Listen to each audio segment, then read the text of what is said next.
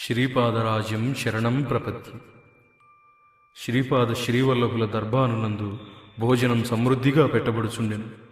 అదేమి వింతో గాని అన్నపురాసులను ఎంతగా తీసిపెట్టుచున్నను తరుగుట అనేదే లేదు. మిగిలిపోయిన అన్నాన్ని శాకపాకాలను ఆ మహాప్రభువు కృష్ణానదిలో పోయిచుండెను. జలచరాలకు కూడా శ్రీపాదుల వారి ప్రసాదం అందజేయబడింది. శ్రీపాదుల వారు బాపనార్యులతో ఇలా అన్నారు: తాత, శ్రీశైలం నందు సూర్యమండలం నుండి శక్తిపాతం గావించితివి. నన్ను అవతరింపవలసిందని ఎంతో ఆర్తితో భరద్వాజుని ఆధ్వర్యంలో త్రేతాయుగం నందు పీఠికాపురమున సావిత్రుకాటక చేయనం మహర్షులందరూ చేశారు. ఇచ్చిన మాటను నిలుపుకొనుటకు నేను అవతరించాను. బ్రహ్మస్వరూపం వాక్కునకు మనస్సునకు అందరానిదనియు దత్తప్రభువునకు సాధ్యాసాధ్యాలనేవి ఉండవని గంటవలే కొట్టి చెప్పుదవు. దేశకాలాలను నేను సాగదీయగలను, సంకోచింపజేయగలను. నా ఇచ్ఛకు తిరుగులేదు. నాకు అవసరమని తోచినప్పుడు మన్నును మిన్నుగాను ఏకం చేయగలను. అంతరిక్షం నందలి ఖగోళాలన్నీయును నా చేతిలోని బంతుల వంటివి. నీవు లాభాది మహర్షిగాను, నందునిగాను, భాస్కరాచార్యునిగాను అవతరించినప్పుడు నిన్ను అనుగ్రహించాను. నేడు బాపన్నావధానులుగా వచ్చినప్పుడు నేను శ్రీపాద శ్రీవల్లభునిగా వచ్చాను. ఇందులో ఆశ్చర్యపడవలసినంతటి గొప్ప విషయం ఏమీ లేదు. అంతట వెంకటప్పయ్య శ్రేష్ఠి ఇలా అన్నాడు: బంగారు కన్నయ్య, నీకు సర్వమును అతి సాధారణంగా కల్పించును. మాకు మాత్రం అంతయు అసాధారణంగాను రోమాంచకంగానూ ఉన్నది. శ్రీపాదులిలా అన్నారు: తాత, నేను బహునేర్పరి అయిన శరాబును. ఎవరికి ఎంత ఇయ్యాలో వారి ధర్మకర్మాలు ఎట్టివో తూచి కొలచి మరీ ఇస్తాను. నా నుండి వెలువడే ఒక్క చిన్న కిరణమే మహాయోగిగా మహాసిద్ధునిగా మార్చును. అంతటి చిన్న కిరణాన్నే ఈ భూమి తట్టుకోజాలదు. కొద్దిపాటి కుండలిని ఇచ్చిననే మీరు భరించలేదు. అందుచేతనే నన్ను నేనే మాయలో దాచుకుంటాను. అవసరం కలిగిందని తోచినప్పుడు నేను ఎటువంటి అసాధారణమైన లీలనైనా ప్రదర్శింపగలను. నేను ఎత్తలేని బరువు లేదు. నేను పరిష్కరించలేని సమస్య లేదు. నేను ఇయ్యలేని వరాలు లేవు. నేను చేయలేని కార్యములు లేవు. పీఠికాపురం నుండి మిమ్ములను ఈ విధంగా రప్పించుటలో ఉద్దేశ్యం నేను దత్తుడనని ఎరుకుపరచుటకే. నరసింహవర్మ ఇలా అన్నారు: సర్వజనులను రక్షించు ఏకైక క్షత్రియుడవు నీవే. తక్కిన వారందరూ నామమాత్రపు క్షత్రియులు. అంతట శ్రీపాదుల వారిలా అన్నారు: క్షత్రియత్వం నా స్వభావం నందు ఎల్లప్పుడూ ఉన్నది. నీవు శివాజీ మహారాజు నామమున మహారాష్ట్రం నందు అవతరించి సనాతన ధర్మాన్ని రక్షించవలసిందిగా ఆజ్ఞాపిస్తున్నాను. అంతట నరసింహవర్మ గారు శ్రీపాద సార్వభౌములకు జయము జయము అని పలికారు. అమ్మాజమ్మ గారిలా అన్నారు: నాయనా బంగారు కన్నా, నీ కళ్యాణాన్ని కనులారా చూడాలని ఎంతగానో ఆశపడ్డాను. నీ కళ్యాణము రంగరంగ వైభవముగా జరగవలనని నీకు కళ్యాణనామం దిద్ది పెండ్లి కొడుగ్గా చూడాలని ఉన్నది. అంతట శ్రీపాదుల వారు: అమ్మమ్మ, అవశ్యం అట్లే అగుగాక. నేను కల్కి అవతారంగా శంబల గ్రామంలో జన్మించి సింహళంనందు పద్మావతి అను పేర జన్మించిన అనఘాలక్ష్మిని లోక కళ్యాణ కారకంగా వివాహమాడెదను. అందులకు ఇంకనూ కొంత సమయం ఉన్నది. మీ కోరికను తప్పక నెరవేర్చెదను. ఏనాడైతే కొత్త అయ్యప్ప శబరిమలకు రాడో అదే కలియుగాంత సమయం అని గుర్తిరంగండి. ధర్మశాస్త్రగా అవతరించిన నేను మాట తప్పకూడదు గదా. కొంత సమయం వరకు వేచి ఉండక తప్పదు అన్నారు. వెంకట సుబ్బమాంబ గారు: కన్నయ్య, నీవు పాలు, పెరుగు, మీగడ, వెన్నా సేవించి చాలా రోజులైంది. నా చేతులతో తినిపించాలని కోరికగా ఉంది అన్నారు. అంతట శ్రీపాదుల వారు: అమ్మమ్మ, అవశ్యం తినిపించుము. నేను చాలా అలసి ఉన్నాను. మీరు బయలుదేరినప్పుడు పాలు, పెరుగు, మీగడ, వెన్నా తెస్తున్నారని నాకు తెలియను. అనేక రోజుల ప్రయాణంలో అవి చెడిపోవా?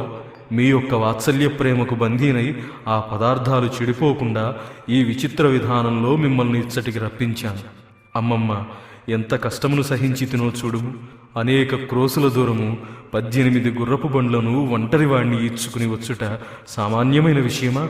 ఒళ్ళంతయు నొప్పులుగా కూడా ఉన్నది. నా చేతులు ఎంత బొబ్బలెక్కినవో చూడుము. అనినంతనే వారు శ్రీపాదుల వారి చేతులను పరిశీలించి మిక్కుట ఆశ్చర్యపోయారు.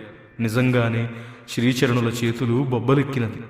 వెంకట సుబ్బమాంబ వారి చేతులకు వెన్న రాసింది. వేడి నీళ్ల కాపడం కూడా పెట్టింది. అసలు మాయా నాటక సూత్రధారి లీలా వినోదానికి అంతెక్కడ. రాజమాంబ, బంగారు కన్నా, నీకిష్టమైన హల్వాను చేసి నీ వెండి గిన్నెలో పెట్టి తెచ్చాను, దగ్గరకు రానాయన, నా చేతులతో కాస్త తినిపిస్తాను అని పలుగ్గా శ్రీపాదుల వారికి వారి అమ్మమ్మలు ముగ్గురునూ కలిపి ఆ హల్వాను తినిపించారు. ఆ హల్వా ఎంత తిన్ననూ తరుగుటలేదు. శ్రీపాదుల వారు చాలాసేపు ఈ వినోదాన్ని నడిపారు. శ్రీపాదుల వారు, అమ్మమ్మల ముగ్గురికి నా ఎందు ప్రేమ ఉండుగాక, ఇంత హల్వాను ఒక్కడినే తిన్న ఎడల జబ్బు చేయదా?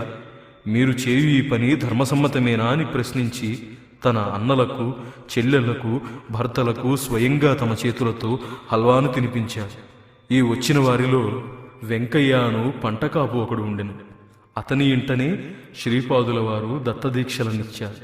వెంకయ్య కూడా తన చేతులతోనే హల్వాను పెట్టి గుర్రములు తోలిన వారికి, గుర్రాలకి, మిగిలిన అందరికీ పెట్టమన్నారు. ఆ వెండి గిన్నెను వెంకయ్యకు బహుమానంగా ఇచ్చారు. అప్పలరాజశర్మ, నాయనా బంగారు, నీవు దత్తప్రభువని తెలియక ఏమైనా అపరాధాలను చేసిన ఎడల క్షమించవలసింది అని ప్రార్థించారు. నాన్న, నేను నీ బిడ్డను, తండ్రిని బిడ్డ క్షమించుటయా ఎంతటి విడ్డూరం! మీరు బిడ్డనైన నా మీద వాత్సల్యామృతాన్ని కురిపించవలెను, సదా నా అభ్యుదయాన్ని కాంక్షించాలి అని పలికారు. వెంకావధానులు గారును ఆమె ధర్మపత్నియు కన్నీరు మున్నీరుగా ఏడుస్తున్నారు. అంతట శ్రీపాదుల వారిలా అన్నారు, మామయ్య, మన బంధం శాశ్వతమైనది. నేను మీకు మాత్రమే మేనల్లుడను కాను. మీ వంశంలో జన్మించిన ప్రతి వ్యక్తియు నన్ను మేనల్లునిగానే భావించవచ్చు. నేను దివ్యలీలలతో మిమ్ము అలరించెదను.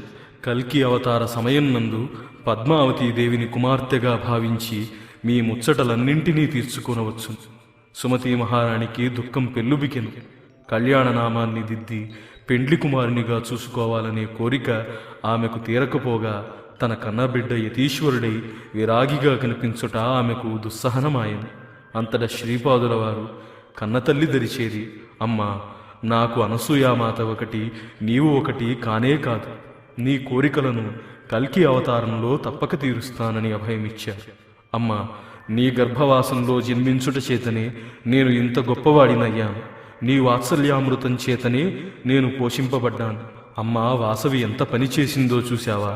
నాకు ఆకలి కాగా పసిపాపుడుగా మారి అనసూయామాత వద్దకు స్తన్యంగోలుటకు పోగా ఆ రక్కసి పాలన్నయూ తానే త్రాగివేసి, అన్న, నీవు సుమతీమాత వద్దకు పోయి పాలు త్రాగుము, నీవు ఆలస్యం చేసినచో ఆ పాలను కూడా నేనే తాగివేస్తానని బెదిరించింది. నేను ఏమి చేయాలో నీవే చెప్పమ్మా అన్నారు. ఈ మాటలను అన్న తక్షణమే శ్రీపాదులు వారు పసిపాపుడుగా మారిపోయారు. క్రింద కటిక నేల మీద పరుండి తన తల్లి వైపు దీనంగా చూడసాగారు. అంతట సుమతీ మహారాణికి దుఃఖం పెల్లుబికి వచ్చింది. బిడ్డను ఎత్తుకున్నది, స్తన్యన్నిచ్చింది. అమ్మా వాసవి అని పిలిచింది. శ్రీపాదుల వారి పోలికలోనే ఉన్న నెలల పసిబాలిక నేల మీద కనపడింది. ఇద్దరునూ చెరొక వంక స్తన్యపానం చేశారు. సుమతీమాతకు దుఃఖమంతయు పటాపంచలయ్యింది. వెంకయ్య ఇలా అన్నాడు, మహాగురువులకు ఒక చిన్న విన్నపం. ఇంతటి దివ్యలీల నడిచిన ఈ దర్బారు ప్రదేశం, దీనిని ఆనుకుని ఉన్న విశాల భూభాగమంతయు విశ్వవిఖ్యాతమవ్వవలెను. శ్రీపాదులిలా అన్నారు, భవిష్యత్ కాలమున నా దర్బారు పక్కా భవనంగా నిర్మింపబడు. అందులో గోవులు కూడా ఉండును. అందున లీలలు అసంఖ్యాకంగా ప్రదర్శించబడును. ఇది నా కళ్ళారా చూసిన అనుభవం. ఇందు నేను రాసినది అక్షర సత్యం. అచ్చట ఉన్న ఆగంతుకులందరికీ నిద్రమత్తులాంటిది ఆవరించును. కొద్దిసేపటిలో నేనును, సన్యాసియును, శ్రీపాదుల వారును తప్ప మరెవ్వరునూ ఆ దర్బారున కానరాలేదు. వారందరూ ఏమైనారో అని నేను ఆందోళన చెందాను. ఏదైనా రాక్షసమాయ వారిని బలికొన్నదా అను సందేహం కలిగింది. శ్రీపాదులిలా అన్నారు, నా సన్నిధిలో ఏ రాక్షసమాయయూ పనిచేయదు. వారందరినీ తిరిగి క్షేమంగా పీఠికాపురానికి చేర్చాను. యద్భావం తద్భవతి. నన్ను ఎవరు ఏ భావంతో అర్చించెదరో వారిని ఆ భావంలోనే తరింపజేయుదు. ఇది నా వ్రతం. శ్రీపాద శ్రీవల్లభులకు జయము జయము.